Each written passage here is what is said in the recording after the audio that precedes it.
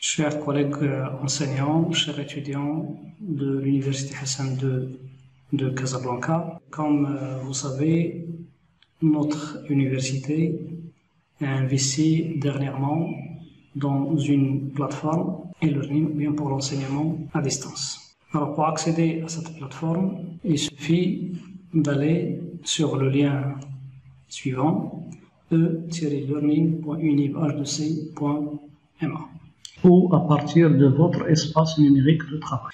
Et avant d'aller bien de vous montrer comment exploiter cette nouvelle plateforme, je vais vous présenter un peu l'architecture physique de cette plateforme. Notre université est composée de 19 établissements. Le nombre de cours assurés annuellement aux alentours de 8000 cours, assurés par plus de 2500 enseignants pour 124 000 étudiants et plus. La plateforme a été redimensionnée pour répondre aux nouveaux besoins, surtout au niveau de tout ce qui est travail à distance, télétravail et enseignement à distance. Donc c'est pourquoi au niveau de l'université, on a mis en place une nouvelle plateforme dédiée au télétravail. Donc là, il y a une nouvelle plateforme qui va être exploitée par le corps enseignant, par le corps administratif pour tout ce qui est télétravail. Et puis nous avons aussi un environnement numérique de travail, et puis un service d'authentification, et puis un ensemble de serveurs de streaming ou bien de visio, et puis une plateforme qui est l'objet de notre capsule d'aujourd'hui, une plateforme e-learning, et bien sûr il faut être capable de superviser cette plateforme. Alors maintenant on va passer à l'explication, donc le dimensionnement de cette plateforme e-learning. 43 machines virtuelles ont été mises en place, et comme ça dépend de la taille de chaque établissement. Il y a un établissement qui a besoin juste d'une machine virtuelle, il y a d'autres établissements qui ont besoin de 3, 4, voire 5 machines virtuelles. Alors voilà un peu l'architecture des différentes composantes physiques de notre système d'information. Donc nous avons ici l'espace numérique de travail, la plateforme e-learning, et puis le système d'authentification, le Single Sign-On, le SSO. Et comme ça, chaque utilisateur, lorsqu'il se connecte à la plateforme, automatiquement, il est vérifié au niveau d'un annuaire pour le diriger vers son établissement. Comme ça, on a défini des profils pour chaque type d'utilisateur. Donc, notre système e-learning, il est basé d'abord sur Moodle, donc la version 3.8, MySQL, la version 14.14, et puis Apache, la version 2.4. On va aller sur le navigateur. Donc une fois qu'on se connecte, donc la première étape c'est il faut s'authentifier. Donc je vais introduire mes coordonnées. Donc ce sont les mêmes, bien sûr le même compte que vous utilisez pour accéder à l'espace numérique de travail, c'est-à-dire le prénom pour le nom et puis le mot de passe pour les enseignants. Les étudiants aussi, c'est le même compte que vous aviez l'habitude d'utiliser au niveau de l'espace, pour accéder à l'espace numérique de travail. Donc on se connecte, et voilà, donc du moment que je suis enseignant à l'école normale supérieure de l'enseignement technique de Mohammedia, l'ENSET, donc automatiquement je suis dirigé vers mon établissement. Donc ici, lorsque je vais cliquer sur mon établissement, ici, donc je vais trouver les différentes filières. Donc à l'ENSET, nous avons le diplôme universitaire de technologie, les filières d'ingénieur et la licence professionnelle.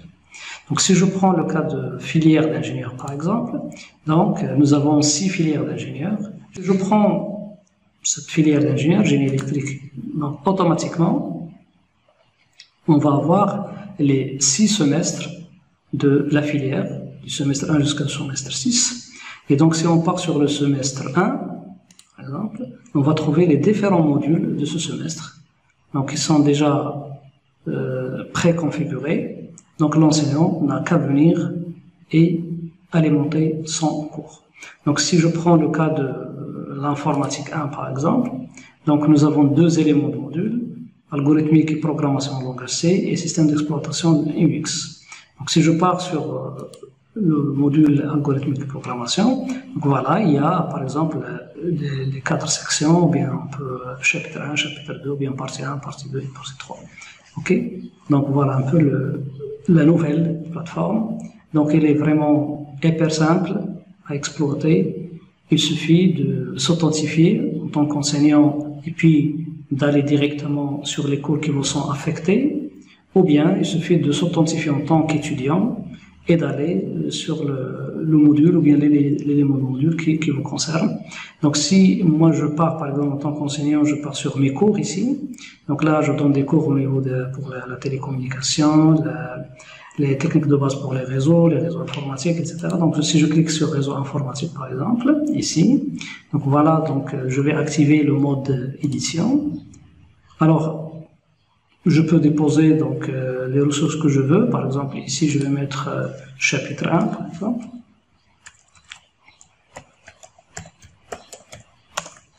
Chapitre 1. Et sur ce chapitre, je vais ajouter un support de cours. Par exemple, je vais ajouter un fichier. Voilà, je vais choisir fichier comme ressource. Et là, donc, par exemple, c'est le support de cours. Chapitre 1. Donc, je vais ajouter par exemple un fichier. Donc, soit que j'ai, parce que sur Moodle, vous avez un espace qu'on appelle l'espace des fichiers personnels. Donc, c'est un espace dans lequel vous allez créer vos répertoires et puis vous allez mettre vos ressources dedans. Et après, vous allez les prendre pour alimenter les cours, que ce soit au niveau de cette filière ou bien de toutes les filières là où vous intervenez. Donc, sinon, je vais chercher mon fichier sur ma machine. Et donc là, par exemple, je vais introduire juste un cours comme démonstration.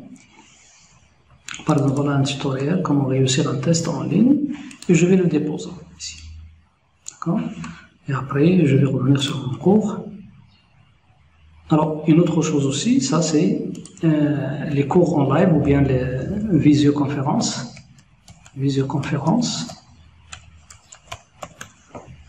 Donc là, pour faire de la visioconférence, on peut ajouter, alors nous avons 2 serveurs vidéo. Donc vous avez le Big Blue Button. Alors comme vous savez, le Big Blue Button est une application de streaming open source. Donc ça a été installé par le prestataire sur notre propre plateforme. Et par conséquent, l'utilisation de Big Blue Button permettra l'accès. D'ailleurs, l'accès à tous les supports de cours sur la plateforme, il est gratuit du moment que les adresses IP, notre plateforme fait partie du réseau Marwan et les adresses IP de nos plateformes sont déclarées auprès de l'ANRT comme des adresses IP avec accès gratuit. C'est-à-dire les étudiants, les enseignants, lorsqu'ils accèdent à la plateforme, ils ne payent pas le flux data.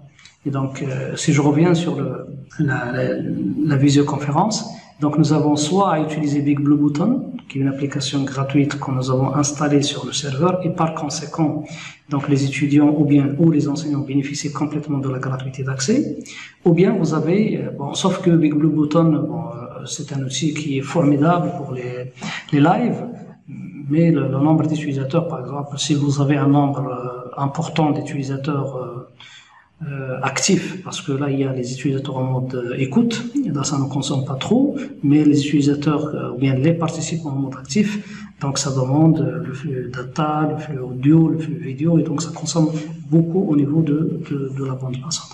Donc soit on utilise par exemple le Big Blue Button ou bien le Blackboard Collaborate. Donc le Blackboard Collaborate, donc c'est un serveur de streaming, mais on sort de la plateforme.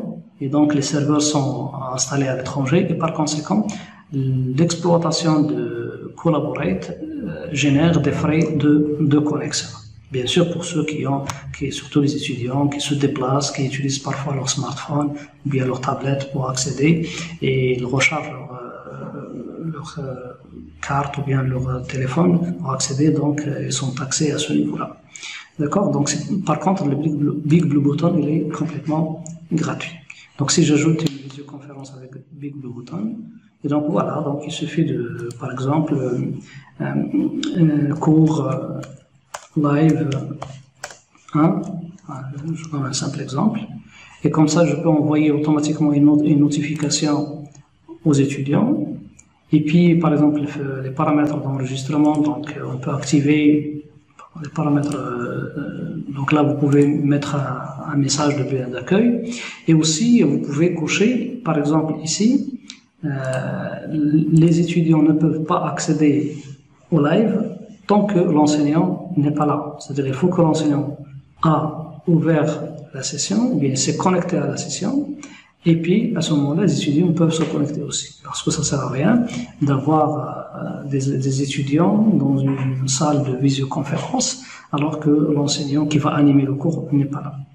Donc voilà, et puis vous pouvez spécifier quels sont les utilisateurs, vous pouvez exclure des utilisateurs, etc. Vous pouvez configurer quand est-ce que ça va démarrer, quand est-ce que ça va arrêter, et ainsi de suite. Enregistrer, revenir au cours, et comme ça, donc si je pars maintenant, si je quitte le mode édition, donc maintenant les étudiants peuvent accéder, et puis ils ont le droit de télécharger le support de cours, et aussi ils peuvent joindre une session de visioconférence en utilisant Big Blue Button, donc ici le cours Live 1 par exemple, et voilà, donc il se fait d'entrer dans la session. Donc juste c'était pour vous parler de la nouvelle plateforme e-learning. Au niveau de l'université, au niveau de chaque établissement, il y a un responsable e-learning, donc normalement toute la logistique a été mise en place pour réussir cette migration vers la nouvelle plateforme, et j'espère que ça va, donc nous serons vraiment une université virtuelle avec des smart campus. Et bien sûr, si vous avez besoin d'éclaircissement, si vous avez besoin d'aide, nous sommes à votre disposition. Vous pouvez toujours écrire en bas sur les commentaires vos questions, et je répondrai avec grand plaisir, et merci.